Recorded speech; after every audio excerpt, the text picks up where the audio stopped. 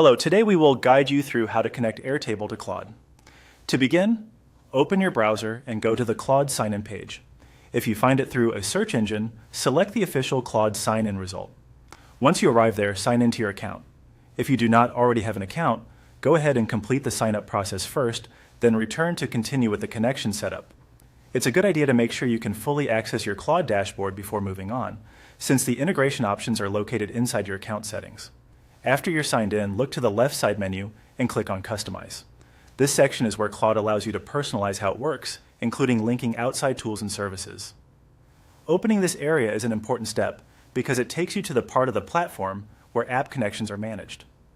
On the main Customize screen, find and click Connect Your Apps. This will open the app connection area where you can browse services that Claude supports. If you don't see everything right away, just give the page a moment to load completely. Next, use the search bar to search for Airtable. Typing the app name here helps narrow the list quickly, which is especially useful if there are several available integrations shown on the page. When Airtable appears in the results, click on Airtable, and then click the plus button shown at the top of it. This action starts the process of adding Airtable as a connected app inside Claude. Make sure you select the correct app before continuing so that you're connecting the intended service. After that, click the Connect button. This should begin the authorization process between Claude and Airtable. At this stage, you may be redirected to Airtable, or a new authorization screen may appear asking you to confirm access.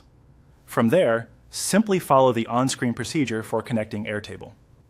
Depending on your Airtable account status, you may need to sign in, review permissions, and approve the connection. Take a moment to read the access details so you understand what Claude is being allowed to view or use within Airtable. Once the prompts are completed, the connection should be established and Airtable will be linked to Claude. If anything doesn't work on the first try, refresh the page and repeat the same steps carefully, especially around app selection and authorization. That's it. You have now connected Airtable to Claude.